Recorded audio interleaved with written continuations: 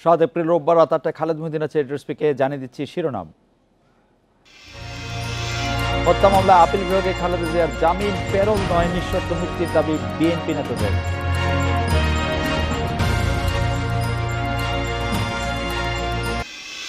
মামলা প্রত্যাহারের দাবিতে চট্টগ্রাম বিশ্ববিদ্যালয়ের ছাত্রলীগের অবরোধ, পুলিশের সঙ্গে সংঘর্ষে আহত 7।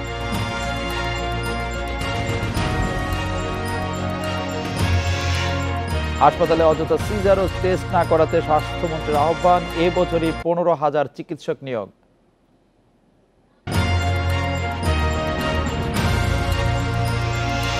কুমিল্লা হত্যা মামলায় খালেদা জিয়ার জামিন বহাল রেখেছে আপিল বিভাগ। সকালে শুনানি শেষে প্রধান বিচারপতি সৈয়দ মাহমুদ হোসেনের নেতৃত্বে 4 সদস্যের আপিল বিভাগে আদেশ দেয়। জামিন স্থগিত চেয়ে রাষ্ট্রপক্ষের আবেদন খারিজ করেছে আদালত।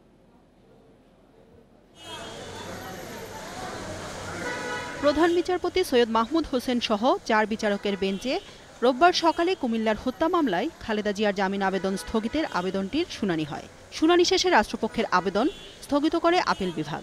ফলে হাইকোর্টে খালেদা জিয়ার জামিন বহাল থাকল। খালেদা জিয়ার আইনজীবী খন্দকার মাহবুব হোসেন জানান, আরও 2 মামলায় জামিন পেলে আইনি প্রক্রিয়াতেই মুক্তি মিলবে খালেদা জিয়ার। আমরা চাই আইনগতভাবে তাকে মুক্তি দেওয়া। আমরা কোনো প্যারোলের আবেদন আমরা করি না। রাষ্ট্রপতি বলেছেন যে যদি করেন সেটা তো রাজনৈতিক সিদ্ধান্ত, বলছে তো রাজনৈতিক সিদ্ধান্ত, সেখানে আইনজীবীদের কিছু না, স্বরাষ্ট্র মন্ত্রণালয়ের ব্যাপার এবং যিনি নেবেন তার ব্যাপার। তবে অ্যাটর্নি জেনারেল মাহবুবে আলম বলছেন, খালেদা জিয়ার প্যারোলে মুক্তির বিষয়টি মানবিক, এটি নিয়ে রাজনীতি করা উচিত নয়। স্বরাষ্ট্রমন্ত্রী মহোদয় বললেন, এটা খুবই মানবিক দৃষ্টিকোণ থেকে উনি বলেছেন, এবং এটাকে নিয়ে রাজনীতি করার কোনো অবকাশ নেই। এটা খুব মানবিক দৃষ্টিভঙ্গি থেকে উনি কথাটা বলেছেন, এটাকেও সমালোচনা করা। জিয়া অরফানেজ ট্রাস্ট দুর্নীতি মামলায় দণ্ডিত হয়ে খালেদা জিয়া গত বছরের 8 ফেব্রুয়ারি থেকে কারাগারে আছেন। জান্নাতুল ফেরদাউস তানভি, ইন্ডিপেন্ডেন্ট নিউজ, ঢাকা। খালেদা জিয়ার জামিন ও প্যারোল নিয়ে কথা বলতে আমাদের সাথে আছেন আওয়ামী লীগ নেতা নুহুল আলম লেনিন। জনাব নুহুল আলম লেনিন, আমরা আপনার কাছে জানতে চাইব যে খালেদা জিয়ার জামিন বা মুক্তি, অর্থাৎ কারাগার থেকে খালেদা জিয়ার বাইরে বেরিয়ে আসা এখনকার রাজনীতিতে কতটা প্রভাব ফেলতে পারে বা ফেলবে বলে আপনি মনে করেন? ধন্যবাদ। আমি মনে করি যে আইনি প্রক্রিয়া বেগম খালেদা জিয়া যদি মুক্তি পান, জামিন পান, সেটা দেশের মধ্যে কোনো বিরূপ প্রতিক্রিয়া হবে এবং এর ফলে রাজনৈতিক পরিবেশ একেবারে উল্টে যাবে, এরকম কোনো বাস্তবতা নেই।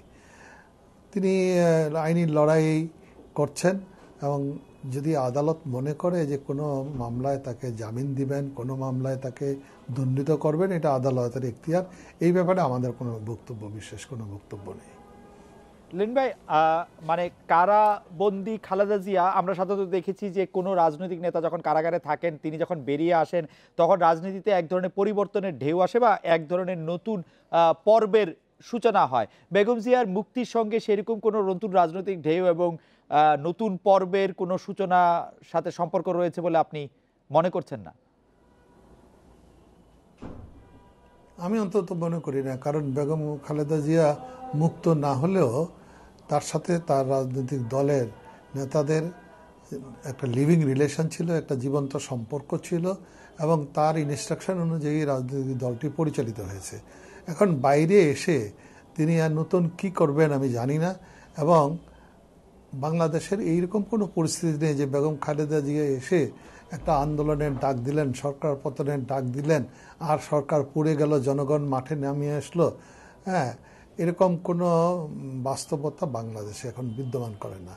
তবে হ্যাঁ, উনি আসলে বিএনপির তৃণমূল থেকে সকল পর্যায়ের নেতাকর্মীরা একটু উজ্জীবিত হবে, দলটা হয়তো আর একটু রিলিফ ফিল করবে যে তারা তাদের কর্মকাণ্ড তারা বাড়াতে পারবে, কিন্তু এর ফলে রাজনৈতিক পরিস্থিতির কোনো গুণগত মৌলিক পরিবর্তন হবে না। রাজনৈতিক বিশ্লেষকের জায়গা থেকে যদি বলি, আপনার কাছে খালেদা জিয়া 1 বছরের বেশি সময় ধরে কারাগারে আছেন। বিএনপি এবং সমমনা রাজনৈতিক দলের একটি জোট হয়েছিল, পরে আমরা একটি বৃহত্তর একটি ঐক্য জোটও আসলে দেখেছি, ঐক্য ফ্রন্ট নামে। সেইখানে নেতৃত্বের সংকট ছিল বলে মনে হয়। সেই নেতৃত্বের সংকটটা কি আদর্শিক নাকি ব্যক্তিকেন্দ্রিক? খালেদা জিয়া যদি ফিরে আসেন সেই নেতৃত্বের সংকটটা দূর হবে বলে মনে করেন কিনা? এটা ঠিক বিএনপির জন্য এই যে আমি বললাম যে এটা তাদের কর্মীরা উৎসাহিত হবে, কারণ বিএনপিকে আমি প্রায়শই বলি যে যেহেতু বেগম খালেদা জিয়া চেয়ারপারসন এবং তার পুত্র দণ্ডপ্রাপ্ত আসামি লন্ডনে তারেক জিয়া, তারা দুজনেই, উনিও ভারপ্রাপ্ত চেয়ারপারসন, কিন্তু দুজনেই দেশের বাইরে বা জেলখানায়। কাজেই এটা একটা দল মুন্ডহীনভাবে চলছে। তার নেতৃত্বকে, তার কর্তৃত্ব কার হাতে, এই একটা বিশৃঙ্খলার মধ্যেই দলটি ছিল। হ্যাঁ, খালেদা জিয়া বাইরে এলে তাদের জন্য হয়তো এই জায়গাটাতে একটা স্বস্তি তারা পাবেন, এবং খালেদা জিয়ার প্রভাব নিঃসন্দেহে এই দলের মধ্যে রয়েছে, এবং তিনি হয়তো দলটিকে আবার সুসংহত করার চেষ্টা করবেন। আওয়ামী লীগের কথায় যদি একটু ফিরে আসি লেনিন ভাই, আওয়ামী লীগও এই মুহূর্তে নানা ধরনের প্রশ্ন এবং সংকটের মধ্যে রয়েছে বলে দূর থেকে অনেক বিশ্লেষক এরকম বলছেন। তার কারণ হচ্ছে সর্বশেষ যে আমরা স্থানীয় সরকার পর্যায়ে নির্বাচন দেখেছি, তাতে দেখেছি যে আওয়ামী লীগের বিদ্রোহী প্রার্থীরা শুধু দাঁড়াননি, অনেক মন্ত্রী এবং সাংসদ সেই সব বিদ্রোহী প্রার্থীদের প্রত্যক্ষ এবং পরোক্ষ সমর্থনও জানিয়েছেন। তাদের পক্ষে কেউ মিছিলে অংশ নিয়েছেন, তাদের পক্ষে কেউ আসলে প্রত্যক্ষভাবে ভোটে নামা যাকে বলে তা তিনি নেমেছেন। এইটাকে কি আওয়ামী লীগের একটি সংকট বলে মনে হয়? আমি এটাকে আওয়ামী লীগের সংকট বলে মনে করি না, বরং এইটা মনে করি যে বিএনপি নির্বাচনে অংশগ্রহণ না করার ফলে যে একটা উৎসব মুখর পরিবেশে সকল দলের অংশগ্রহণে যে নির্বাচনটি হতে পারত, এবং যদি তাই হতো তাহলে পরে আওয়ামী লীগে এত বিদ্রোহী প্রার্থীও থাকতো না, এবং নির্বাচনের ফলাফল, নির্বাচনে জনগণের ভোটারদের অংশগ্রহণ সেটা অনেক বাড়ত। এখন এত সত্ত্বেও আওয়ামী লীগ একটা বিশাল দল, সেই দলের মধ্যে অনেকেই মনে করেছে যে আমরা দাঁড়িয়ে যাই, এবং সেটার পরিপ্রেক্ষিতে বেশ কিছু জায়গায় দলের ডিসিপ্লিন ভঙ্গ করে কোনো পার্লামেন্ট মেম্বার, এমনকি কারো গণমাধ্যমে কোনো মন্ত্রীর নামও এসছে। সেই ব্যাপারে আমাদের দল থেকে তো পরিষ্কার বলা হয়েছে যে এই ব্যাপারে দল একটা ডিসিপ্লিনারি অ্যাকশন তারা নেবেন। এটা নিঃসন্দেহে আওয়ামী লীগের মতো ঐতিহ্যবাহী দলে এটা কোনো গ্রহণযোগ্য বিষয় না। আওয়ামী লীগের সাধারণ সম্পাদক ওবায়দুল কাদের সিঙ্গাপুরে হাসপাতাল থেকে ছাড়পত্র পেয়েছেন। তিনি কিছুটা পরীক্ষা নিরীক্ষার জন্য এখনো সিঙ্গাপুরে অবস্থান করছেন বটে, কিন্তু তিনি ফিরে আসবেন কিছুদিনের মধ্যে, সেটা যেরকম বলা যায়। আবার তার স্বাস্থ্য এবং যত বড় ধকল নিয়ে তিনি গেলেন। কাউন্সিল আছে আওয়ামী লীগের, অক্টোবরে নির্ধারিত কাউন্সিল। তার আগে আওয়ামী লীগের কোনো পদে কোনো গুরুত্বপূর্ণ পরিবর্তন এটা ডিমান্ড করে কিনা আওয়ামী লীগের মতো বড় দলের জন্য, এবং সেটির কোনো সম্ভাবনা আপনি দেখেন কিনা? আওয়ামী লীগের ট্রেডিশনটা বলে এরকম যে কোনো শূন্য পদে ভারপ্রাপ্ত হয়ে কেউ দায়িত্ব পালন করেন। সাধারণত কাউন্সিল ছাড়া এই সাধারণ সম্পাদকের মতো গুরুত্বপূর্ণ পদে পরিবর্তন হয় না। আপনারা 1/11-এর সময়ও দেখেছেন যে জনাব আব্দুল জলিল সাহেব কারাগারে ছিলেন, এবং সেই সময়ে ভারপ্রাপ্ত সম্পাদক হিসাবে প্রথমে আপনার সৈয়দ আশরাফ করেছেন, আবার উনি আবার চলে যাওয়ার পরে কিছুদিন মুকুল ঘোষ করেছেন, আবার আশরাফ ফিরে আসার পরে সৈয়দ আশরাফই সাধারণ সম্পাদকের দায়িত্ব পালন করেছেন।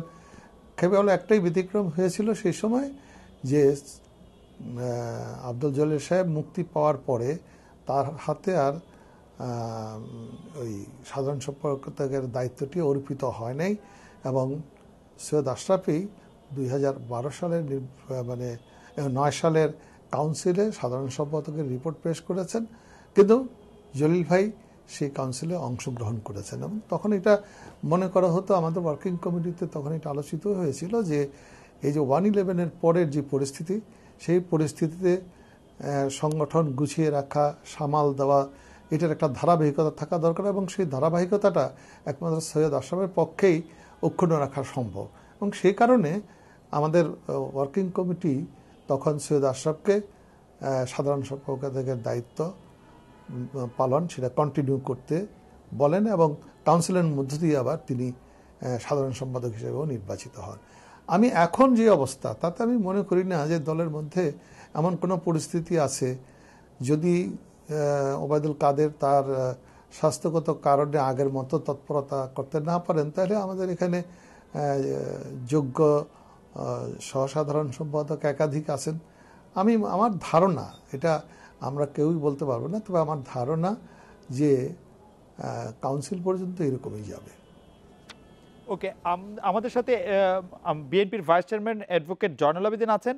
অ্যাডভোকেট জয়নুল আবেদিনের কাছে আমরা জানতে চাইবো যে বেগম খালেদা জিয়ার আইনজীবীদের মধ্যে আপনি আছেন, সিনিয়র অ্যাডভোকেট খন্দকার মাহবুব হোসেন আছেন। খন্দকার মাহবুব হোসেন গত বছর বলেছিলেন প্যারোলের কথা, যে তিনি প্যারোলে তাকে মুক্তি, সরকার ইচ্ছা করলে তাকে প্যারোলে মুক্তি দিতে পারেন।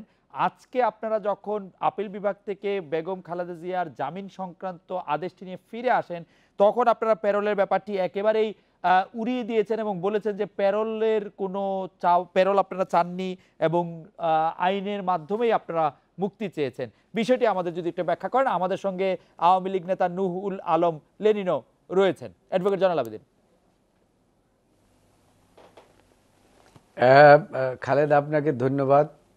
আমি কিন্তু আজকে না, এটা আমি, আপনারা জানেন যে আমি কয়েকদিন থেকেই বলতেছিলাম, যখন এই বিষয়টি গণমাধ্যমে এসেছে যে বেগম খালেদা জিয়া প্যারোলে যাচ্ছেন, এই ধরনের একটা নিউজ যখন এসছে, তখনই আমি একটি সংবাদ সম্মেলনের মাধ্যমে বলেছিলাম যে আমরা কোনো প্যারোলের দরখাস্তও দেই নাই বা প্যারোলে মুক্তির কোনো কথা আমরা বলি নাই, বা সরকার থেকেও আমাদের কাছে কোনো প্রস্তাব আসে নাই। তো কোত্থেকে এই মিডিয়ায় এই ব্যাপারগুলো লিখছেন কিভাবে সেটা আমরা জানি না। এখন বিষয়টি হচ্ছে, খন্দকার সাহেব এক বছর আগে বলেছিলেন, সেটার প্রেক্ষাপটটা আমি জানি না, তবে তখন আমরা বলেছিলাম এটা ওনার ব্যক্তিগত মতামত। আর ম্যাডাম কখনো ডিজায়ার করেন নাই বেগম খালেদা জিয়া যে তিনি প্যারোলে মুক্ত হয়ে যেতে চান।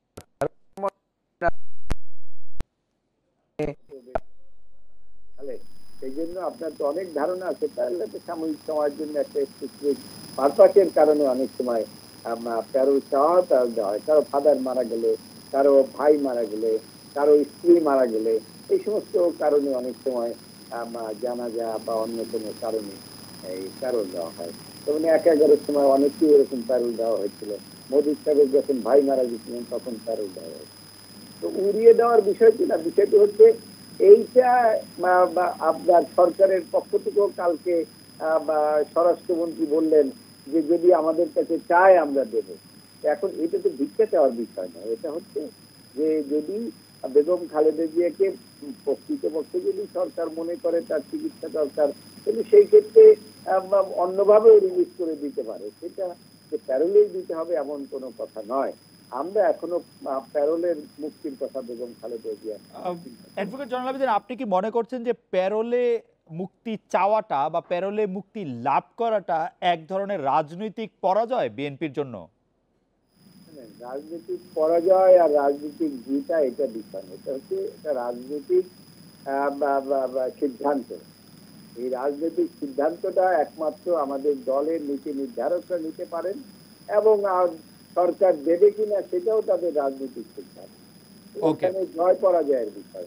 আচ্ছা, আমরা এটা বিরতি নিচ্ছি অ্যাডভোকেট জয়নুল আবেদিন, এবং আপনার বক্তব্য আমরা আরেকটু পরিষ্কার করে শুনতে চাই। আমাদের প্রশ্ন হচ্ছে যে এই মুহূর্তে যে গুঞ্জন, সেটা মিডিয়ার সৃষ্টি কিনা আপনি বলতে পারবেন, বা আপনি আসলে অনেকদিন ধরেই বলছেন যে এই ধরনের প্যারোলের কোনো বিষয় নাই, যেটি আপনি এখন বললেন। আমরা এই মুহূর্তে গুঞ্জন বলি আর তথ্য বলি আর গুজব বলি, এটি যে স্থানে আছে সেটি হচ্ছে অনেকটা এরকম যে খালেদা জিয়াকে প্যারোলে মুক্ত করতে বিএনপি সরকারের সঙ্গে এক ধরনের পর্দার আড়ালে সমঝোতার চেষ্টা করছে, এবং এর বিনিময়ে দলটি সংসদে যোগদান করবে বলে আলোচনা চলছে। বিএনপি নীতি নির্ধারকরা এটি এক ধরনের বাতিল করে দিয়েছেন। আমরা এই সম্পর্কে আপনার একটু মতামত শুনতে চাই। আপনার কাছে জানতে চাইছিলাম যে গুঞ্জন বা আলোচনা বা গুজব, আপনি যেভাবে বলেন না কেন, সেটি এখন যে অবস্থায় আছে, অবস্থাটি অনেকটা এরকম যে খালেদা জিয়াকে প্যারোলে মুক্তি দিয়ে 6 সংসদ সদস্য যারা আছে, তারা নির্বাচিত যারা হয়েছে, তারা শপথ নেবেন, এইরকম একটি সমঝোতা পর্দার আড়ালে সরকারের সঙ্গে আপনাদের চলছে। অ্যাডভোকেট জয়নুল আবেদিন। আমাদের রাজনীতি তো আড়ালের রাজনীতি না, আমাদের বিএনপির রাজনীতি সবসময় সামনের রাজনীতি, পিছনের রাজনীতি না। আর এখানে এই আলাপ আলোচনাটা কয়েকদিন পর্যন্ত আপনি গুঞ্জন বলেন, এটা আমরাও এরকমই গুঞ্জন শুনেছি, কিন্তু এই সংসদ সদস্যদেরকে নিয়ে যে এই ধরনের পর্দার আড়ালে কথাবার্তা হচ্ছে, এটা আসলে আমার এরকম কোনো নলেজ নাই খালেদ। আর আমি এটা বিশ্বাস করিও না, কারণ আমি সবসময় পরিষ্কার সামনের দিকে এবং সামনের রাজনীতিতে বিশ্বাস করি, পিছনের রাজনীতিতে আমি বিশ্বাস করি না। সেই জন্য আমাকে যে প্রশ্নটি আপনি করেছেন এটার যথার্থ উত্তর হয়তো আমি দিতে পারবো না। কেন পারবো না? এই পর্দার অন্তরালে যে কিছু ঘটে এটা হয় অনেক সময়ই ঘটে, কিন্তু এখন কি ঘটছে না ঘটছে এটা সরকারের লোকেরাই বলতে পারবে। এখন লেলিন ভাই বলতে পারে যে এরকম কোনো ওনাদের থেকে কোনো প্রস্তাব বা কিছু পর্দার অন্তরালে ওনারা আমরা লেনিন ভাইয়ের কাছে জানতে চাই। লেনিন ভাই, অ্যাডভোকেট জয়নাল আবেদীন আপনার কাছে জানতে চাইছেন, আমিও আপনার কাছে একটু জানতে চাইছি যে এই ধরনের গুঞ্জন আলোচনা সব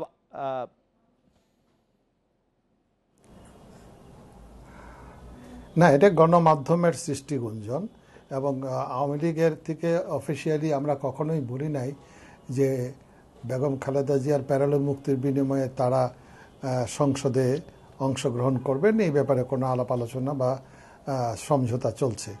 আমাদের দিক থেকে এই ধরনের কোনো মন্তব্য, কোনো ইঙ্গিত কেউ দেয়নি। তবে কথাটা উঠেছে, এটা সত্য, এবং কথাটা ওঠার ভিত্তিটা হচ্ছে যে যারা ইতিপূর্বে এই সংসদে অংশগ্রহণ করবেন না বলে জিহাদ করেছিলেন, সুলতান মোহাম্মদ মনসুর তিনিও গ্রহণ করলেন, এবং কামাল হোসেন সাহেবের দলের আরেকজন ভাইস চেয়ারম্যান তিনি কয়েকদিন আগে করলেন, এবং তিনি কিন্তু বলা যেতে পারে যে এই ধরনের ইঙ্গিত মোকাব্বির খান, তিনি কিন্তু বাজারে এই কথাগুলো বলেছেন যে হ্যাঁ আরও অনেকেই এইভাবে অংশগ্রহণ করতে পারেন। এখন আমাকে যদি জিজ্ঞেস করেন, আমি একজন নাগরিক হিসাবে, আওয়ামী লীগের কর্মী হিসাবেও আমি এটা বলবো যে জনগণের ভোটে নির্বাচিত জনপ্রতিনিধিরা সরকারের সাথে, আওয়ামী লীগের সাথে যত মতপার্থক্যই থাক না কেন, আর সংখ্যায় তারা যত কমই হন না কেন, তারা যদি গণতান্ত্রিক মূল্যবোধে বিশ্বাস করেন, তারা যদি সংসদের ভিতরে বাইরে সংগ্রাম করার যে ঐতিহ্যবাহী গণতান্ত্রিক সংগ্রামের রীতি প্রচলিত সেইটাকে তারা মানেন, এবং জনগণের ভার্ডিক্টের প্রতি শ্রদ্ধাবোধ থাকে, তাহলে পরে তারা কম সংখ্যক হলেও তাদের উচিত হচ্ছে সংসদে অংশগ্রহণ করা এবং শপথ গ্রহণ করা। এটা করলে বিএনপি খাটো হয়ে যাবে আমি তা মনে করি না, কারণ ওনারা তার নির্বাচিত হয়েছেন, জনগণের ভোটে নির্বাচিত হয়েছেন, জনগণ তাদেরকে সংসদে যাওয়ার জন্য ভোট দিয়েছে।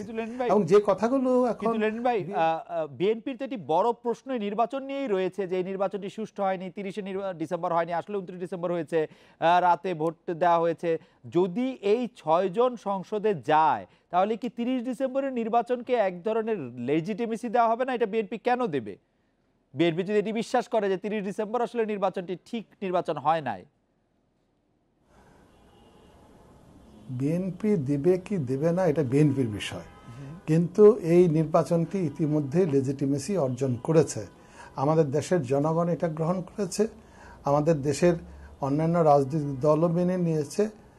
সমালোচনা থাকলেও আন্তর্জাতিক সম্প্রদায়ও এই নির্বাচনকে মেনে নিয়ে এই সরকারের সাথে সুসম্পর্ক গড়ে তোলা এবং ভবিষ্যতে গণতান্ত্রিক প্রক্রিয়াকে জোরদার করার কথা তারা বলেছেন।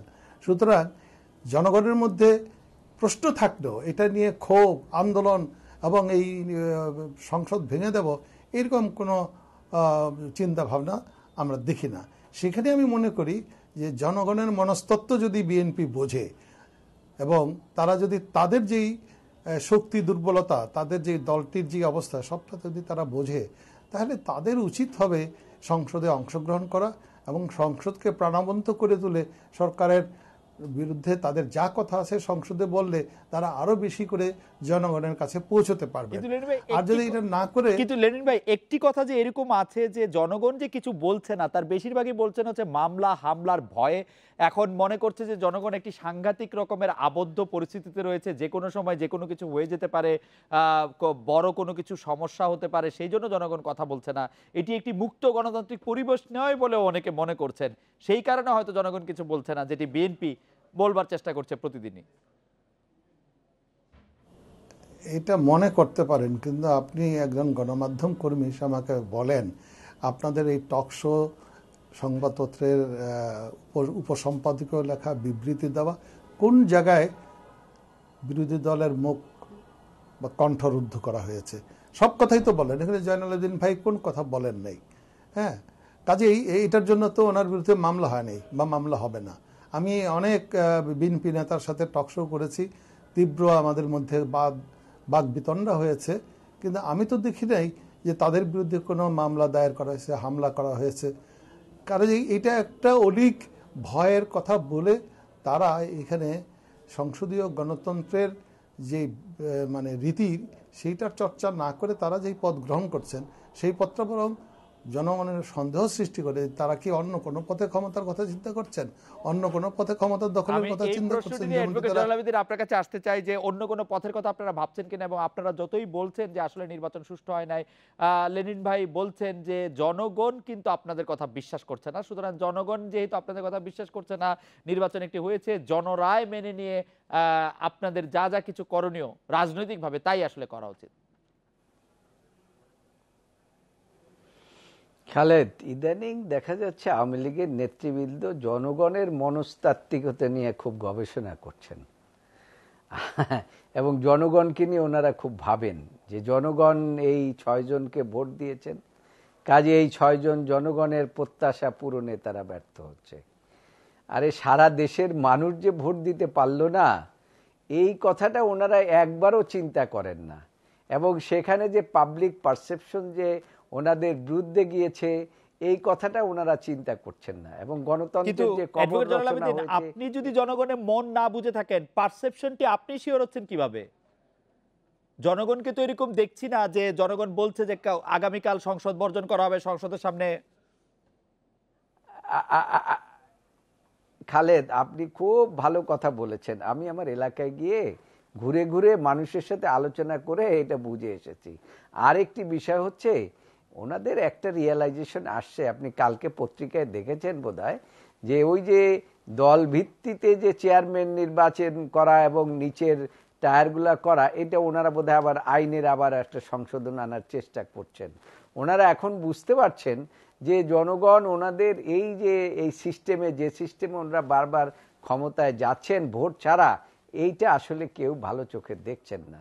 যদিও লেলিন ভাই বা তার দলের স্বার্থের খাতিরে বলেছেন যে লেজিটিমিটি পেয়েছে, এটা আপনিও জানেন, উনিও জানেন, পৃথিবীর সকল লোকই জানেন যে কি লেজিটিমেসি পেয়েছে আর কি। ওনারা এখন চাচ্ছে যে এই যে 6 জন সংসদ সদস্য নিয়ে ওনাদের একটু গাত্র দেওয়া হয়েছে, এরা কেন আসতেছে না, এরা জনগণের ইচ্ছা প্রতিফলন করছে না। আরে সেটা তো তারা যাবে না যাবে এটা তো হচ্ছে বিএনপির নিজস্ব ব্যাপার। এই কথাও তো সত্য যে এই 6 জন নির্বাচিত সংসদ সদস্যকে আপনারা চাপ দিচ্ছেন যেন তারা আসলে কোনো কথা গণমাধ্যমে না বলেন, তারা যেতে চান কি না চান সেটিও তো আমরা আসলে শুনতে পারছি না। তারা ওয়েট করছেন আপনাদের জন্য, এবং তারা যে 2-1 কথা বলতে চেয়েছেন সেই 2-1 আপনারা তো দলগতভাবে তাদের চাপ দিচ্ছেন যে দেখুন এই 6 জনের মধ্যে না না দেখুন দেখুন দেখুন এই 6 জনের মধ্যে কিন্তু মির্জা ফখরুল ইসলাম আলমগীরও আছেন। তিনি কি তাকে আবার কে চাপ দিচ্ছেন বলেন? এরকম চাপের কথা তো এই সর্বপ্রথম শুনলাম খালেদ আপনার কাছে। এখন আপনি এই চাপটা কোথা থেকে পেলেন তাও বুঝতে পারলাম না। মির্জা ফখরুল ইসলাম আলমগীর নিজেই তো একজন এই নির্বাচনে একজন সংসদ সদস্য, তাকে কে চাপ দেবে বলেন? সে তো দলের নীতি নির্ধারণী ফোরামে আছেন, তিনি তো মহাসচিব একটি দলের। সুতরাং এইগুলা সব বানানো কথা, এবং প্রধানমন্ত্রী নিজেও খালি বলছেন যে আপনারা সংসদে আসেন, এই হবে সেই হবে ইত্যাদি ইত্যাদি। এখন এটা বিএনপির একটা যে এখানে গিয়ে অতীতের অভিজ্ঞতা বলে যে এই অল্প সংখ্যক সদস্যরা গিয়ে দেশের মানুষের যে বক্তব্য, এই বক্তব্য তারা কোনো কিছুই তুলে ধরতে পারবে না। এখানে যাওয়া অনেকটাই অর্থহীন হবে। আপনি দেখেছেন এর আগেও আপনার বক্তব্য পরিষ্কার। আমি লেনিন ভাই আপনার কাছে প্রশ্ন করতে চাই, জনগণ যে ভোটের উপর আস্থা হারিয়েছে সেই কথা কিন্তু বোঝার জন্য কিন্তু আসলে জয়নাল ভাইয়ের কথা ধার না করলেও চলে। আপনি দেখবেন উপজেলা নির্বাচনের মতো একটি নির্বাচনেও 4/1 বেশি চেয়ারম্যান নির্বাচিত হয়েছেন বিনা প্রতিদ্বন্দ্বিতায়, এবং জনগণ এখানে ভোট দিতে যান নাই। এখানে যদিও বিএনপি অংশগ্রহণ করে নাই, বিএনপি প্রধান বিরোধী দল বা প্রধান রাজনৈতিক দল, কিন্তু স্থানীয় নির্বাচনগুলিতে কিন্তু আমরা জনগণের এর চেয়ে বেশি অংশগ্রহণ দেখি, উৎসাহ উদ্দীপনা দেখি। যেই ভোটের কথা বলা হয়েছে সেই ভোটও পেয়েছে কিনা তা নিয়েও কিন্তু অনেকের মনে অনেক সংশয় রয়েছে। জনাব নুরুল আলম লেনিন, আপনি জানেন যে উপজেলা পরিষদ নির্বাচনের 4 ভাগের 1 ভাগ চেয়ারম্যান বিনা প্রতিদ্বন্দ্বিতায় নির্বাচিত হওয়া কি বলে দেয়, এবং আরো অনেকগুলি ভাইস চেয়ারম্যান নির্বাচিত হওয়া কি বলে দেয় যে এই সরকারের আমলে নির্বাচনের প্রতি এক ধরনের আস্থা হারিয়েছে বাংলাদেশের মানুষ। দেখুন, আমি মনে করি যে এই নির্বাচনটিকে আমরা কোনোভাবেই বলছি না যে এটা খুব একটা আদর্শ নির্বাচন হয়েছে। হ্যাঁ, এই নির্বাচনে যদি বিরোধী দলগুলো অংশগ্রহণ করত, তারা প্রার্থী দিতেন, তাহলে নির্বাচনের চেহারা, প্রকৃতি এগুলো অন্যরকম হতো। এই নির্বাচন যে সকল ভোটারদের অংশগ্রহণ যে কম হয়েছে, তার জন্য প্রধানত দায়ী হচ্ছে বিরোধী দলগুলো। কারণ তারা এটাকে বয়কট করার ফলে এককভাবে আওয়ামী লীগের প্রার্থী অথবা আওয়ামী লীগের ভেতরে যারা বিরোধী তারা প্রার্থী হিসেবে দাঁড়িয়েছে। আমাদের দেশের অভিজ্ঞতা হলো, যেখানে প্রতিদ্বন্দ্বিতাহীন নির্বাচন, সেখানে ভোটারদেরকে ভোট কেন্দ্রে যেতে খুব একটা আকর্ষণ করে না। অতীত এরকম এই ভোটের সময় দেখা গেছে যেখানে প্রতিদ্বন্দ্বিতা নেই, সেখানে তেমন কোনো ভোটারের উপস্থিতি ছিল না। আপনাদের মনে আছে নিশ্চয়ই যে জেনারেল জিয়াউর রহমান সাহেব একটা গণভোট করেছিলেন, এবং বিখ্যাত গণভোট, যেই গণভোটে কোনো কোনো কেন্দ্রে 102% উপরে ভোট পড়েছিল।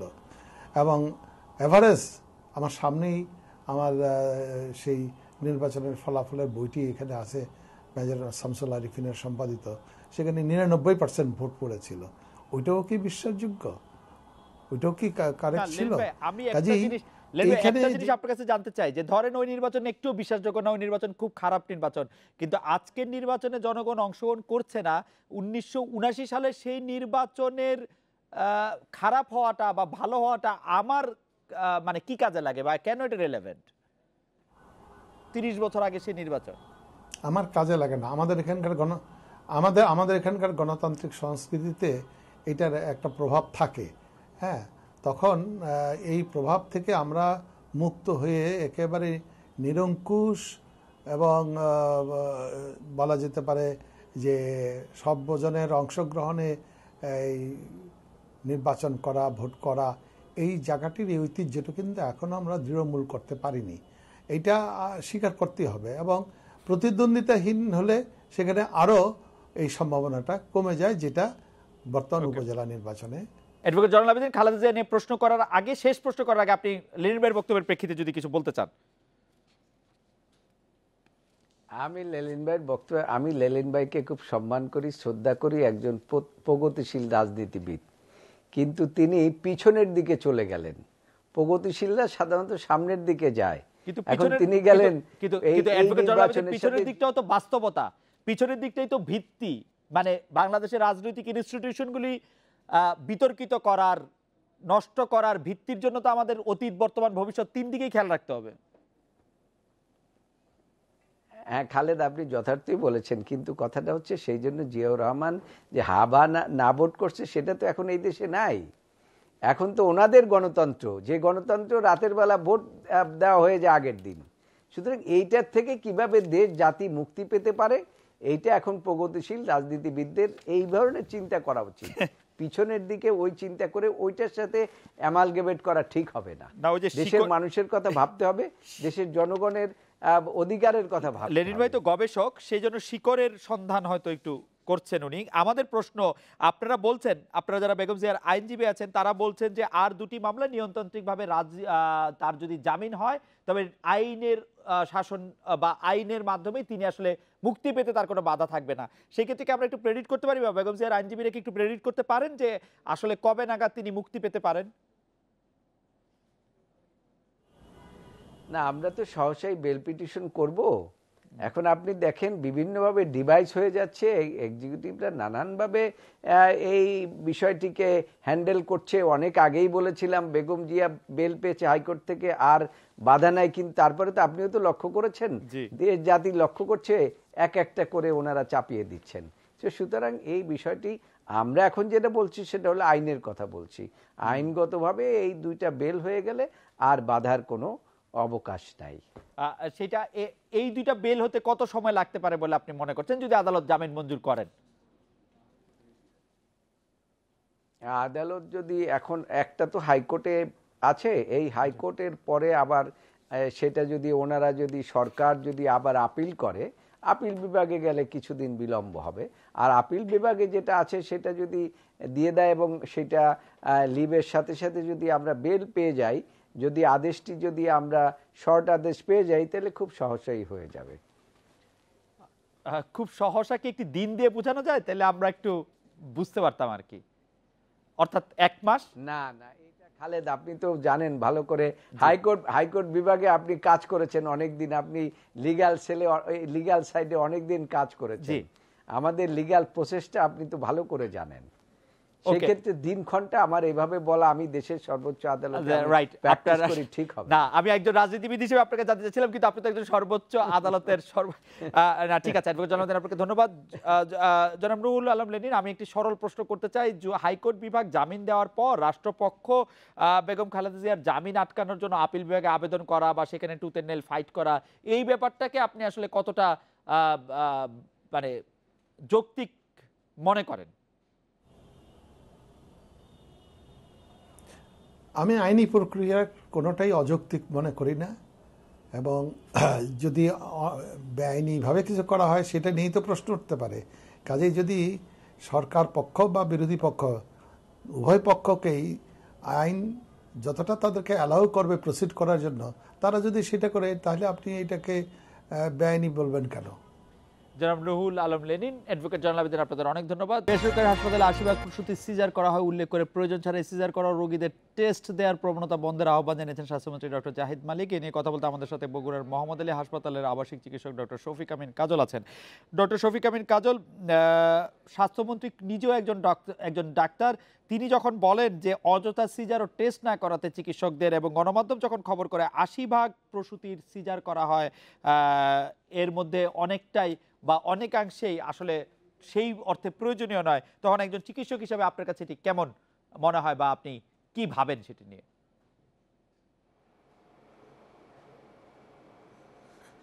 ধন্যবাদ খালেদ মহিউদ্দিন। আসলে অপ্রয়োজনীয় চিকিৎসার জন্য পরীক্ষা নিরীক্ষা করানো, এটা কখনোই রোগী বা চিকিৎসক কারোই কাছে কাম্য হওয়া উচিত নয়। আমি একজন চিকিৎসক হিসাবে অবশ্যই প্রয়োজনীয় চিকিৎসার বাইরে অপ্রয়োজনীয় কোনো প্রয়োজনীয় টেস্ট বা পরীক্ষার বাইরে অপ্রয়োজনীয় কোনো পরীক্ষা দেওয়ার বিপক্ষে সবসময়। তবে একটা মেন্টাল সেটআপ আছে যে পরীক্ষা নিরীক্ষা ছাড়া সম্ভবত চিকিৎসা পূর্ণ হচ্ছে না। এটা আমাদের সাধারণ জনগণের কিছু অশিক্ষা বা পিছিয়ে পড়া জনগণের কিছু মানুষের এটা অনুভূতি আছে। তবে এটাও ঠিক, আমাদের মধ্যেও খুবই কম সংখ্যক চিকিৎসক আছেন, এবং অনেকাংশে শুধু চিকিৎসক না, যারা ডায়াগনস্টিক সেন্টারের ব্যবসায়ী বা যারা ব্যবসাকে, স্বাস্থ্যর এই সেবাটাকে ব্যবসা হিসাবে নিয়েছেন, তাদের মধ্যে এই প্রবণতাটা আমরা লক্ষ্য করি। আমরা এই বিষয়ে সচেতনতা বৃদ্ধি করব। আমরা আমাদের যেসব চিকিৎসক আছেন, আমাদের কলিগ যারা আছেন, তাদের সাথে আমাদের যে নিয়মিত সভা হয়, আমরা এসব সভায় সবসময় আমরা বলি, এবং অন্য যে কোনো জায়গার চেয়ে আমার ধারণা বগুড়ায় এই অপ্রয়োজনীয় পরীক্ষা নিরীক্ষার পরিমাণ অনেক কম। ডক্টর শফিক আমিন কাজল, মানে 15,000 চিকিৎসক নিয়োগের কথা আজকে স্বাস্থ্যমন্ত্রী ডক্টর জাহিদ মালিক বলেছেন। আপনি কি মনে করেন যে চিকিৎসা খাতে যে এখন সংকট, চিকিৎসা সুলভ করা বা সবার মধ্যে চিকিৎসাটা পৌঁছানোর, এই চিকিৎসকদের নিয়োগ দিলে সেটি কেটে যাবে?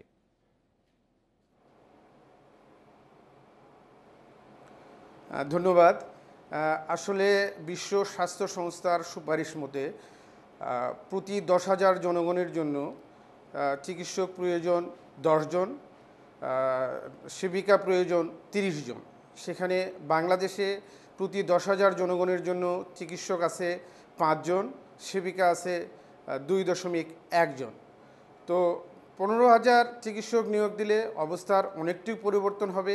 আমি বিশ্বাস করি বর্তমান সরকার গত 10 বছরে চিকিৎসকদের অনেক নিয়োগ হয়েছে এবং স্বাস্থ্য খাতের অনেক উন্নতি আছে।